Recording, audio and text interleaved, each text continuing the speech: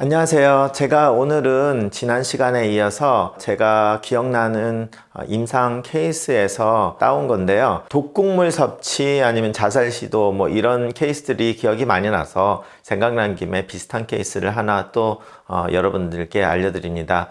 오늘 강의는 지난번 같이 약간 의대생 아니면 내과 전문의 선생님이나 아니면 응급실 의사 정도 되는 레벨의 강의가 좀 될 것 같은데 여러분들한테 이해를 하라고 말씀드리는 건 아니지만 의사들이 이렇게 생각을 해서 환자를 치료한다 라고 해서 한번 그냥 들어보시는 정도의 생각하시면 되고요. 혹시라도 의대생이나 아니면 내과 선생님이나 응급실 선생님들한테는 조금 중요할 수도 있을 것 같아요. 제가 한 5년 전쯤에 본 케이스인데요. 한인타운에 이사를 와서 보다 보니까 이제 젊은 아가씨인데 유학생인데 남자친구랑 싸움을 하고 자살 시도로 집에 있는 약을 한 통을 다 먹었다. 그리고 다 먹고 나서 이제 남자친구한테 전화를 하고 나 죽을 거다 이런 식으로 해서 남자친구가 집에 가가지고 데리고 온 케이스였습니다. 벌써 왔을 때는 정신이 혼미하기 시작한 상태였고요. 그래서 병원에 도착을 해서 보니까 혈압이 103에 65 그리고 맥박수가 114가 뛰고 있었고요. 숨 쉬는 속도가 1분에 31번을 쉬고 있었고 온도가 102도, 섭씨로는 39도였습니다. 그리고 응급실 의사에 의하면 배가 그때 좀 아팠었고요. 그리고 정신이 약간 혼미한 상태.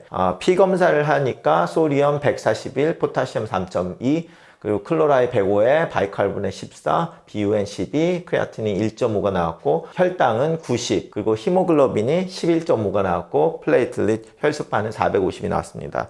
그래서 응급실에서 ABG를 해보니까 pH가 7.34, 이산화탄소 24, 산소 91, 그리고 바이칼분의 14가 나왔고요. 소변 검사를 해서 보니까 Pacific Gravity라고 해서 1.019, pH가 5.5, 그리고 약간의 피가 섞여서 나오고 키톤은 네게티브였고 그리고 유톡스라고 해가지고 독극물 검사는 아직 결과가 나오지 않은 상태였고요. 그리고 시럼 오스몰러리티를 보니까 294가 나왔다. 그래서 이제 전화를 한 케이스였습니다. 응급실에서는 콩팥이 안 좋다고 전화를 한 거지만 뭐 때문에 독극물을 먹었는지 이제 계산을 해야 되니까 나온 케이스였고요. 자, 그러면 이 경우에 우리가 제일 먼저 해야 될 건 NIM 갭을 계산을 해서 141 마이너스 105 플러스 14, 141 마이너스 119, 그러니까 22. 그래서 NIM 갭이 22가 나왔습니다. 그래서 High NIM 갭 Metabolic Acidosis가 나왔고요. 자, 그러면 두 번째 계산을 해야 될 게 윈터스 포뮬러로 해서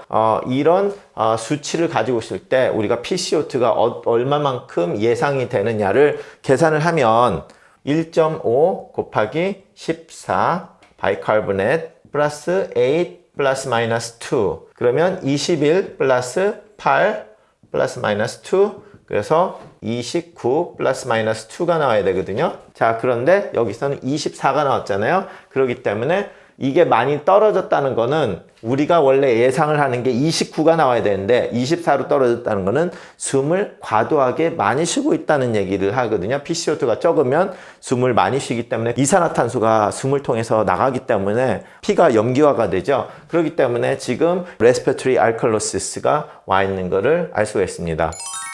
자, 그러면 그 다음 단계로 우리가 델타를 구해야 되는데요. 델타 NIM 갭, 델타 HCO3 바이칼보넷. 그러면 델타 NIM 갭은 22, NIM 갭 22 마이너스 10, 그리고 바이칼보넷은 24 마이너스 14가 되죠. 그러면 결과적으로 12에 10, 그래서 1.2가 나오기 때문에 자 1.2는 정상 수치 안에 들기 때문에 여기에는 추가적인 에시도시스나 알칼로시스가 없다라는 것을 말해주기 때문에 그럼 결과적으로 이거는 심플하게 하이 NIM 갭 메타볼릭 에시도시스의 레스피레토리 알칼로시스가 온 케이스다라고 알 수 있고요. 그러면 계산된 오스몰라 갭을 먼저 구해야 되는데 그러면 2 곱하기 141 소디엄 플러스 12에 BUN에 2.8 플러스 글루코스가 92 나오고 그리고 나누기 1.8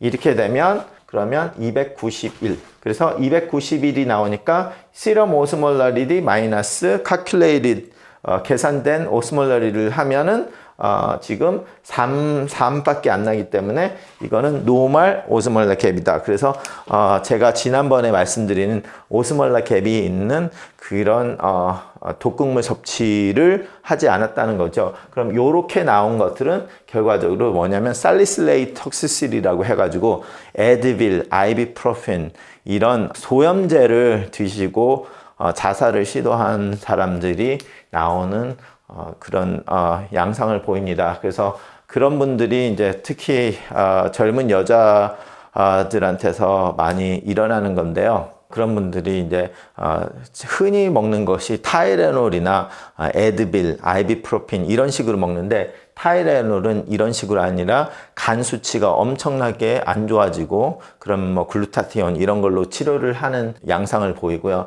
이런 경우는 아이비프로핀이나 에드빌을 먹은 케이스라서 그러면 실제적으로 딱 오면은 제일 처음에 보이는 게 하트레이트가 좀 빨라졌잖아요. 그리고 이게 되게 중요해요. 그 숨을 굉장히 많이 쉬어요. 31번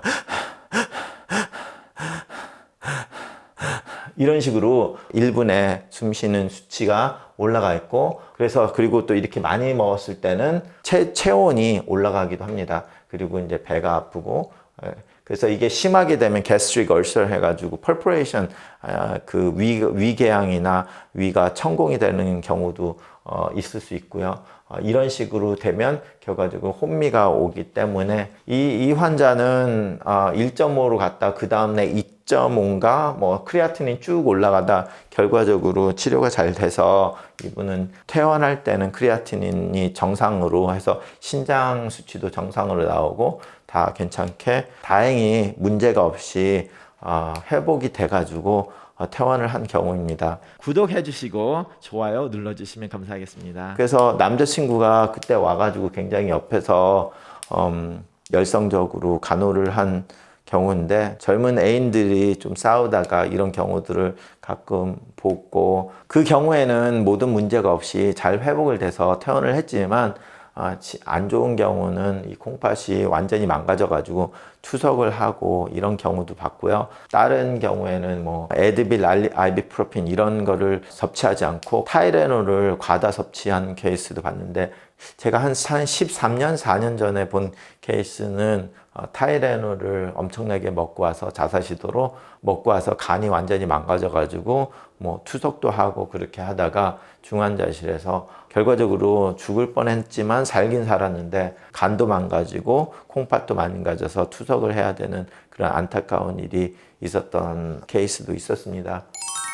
세상을 살다 보면 어려운 일도 있고 힘든 일도 있는데 일시적인 충동으로 인해서 자살 시도를 했다가 안 좋은 경우들이 많이 있으니까 그런 생각이 드신다면 꼭 생각을 2번 하시고 인생은 힘들 때도 있지만 또 열심히 살다 보면 좋은 날도 온다고 굳게 믿고 하루하루 긍정적으로 사시는 게 좋지 않을까 생각합니다.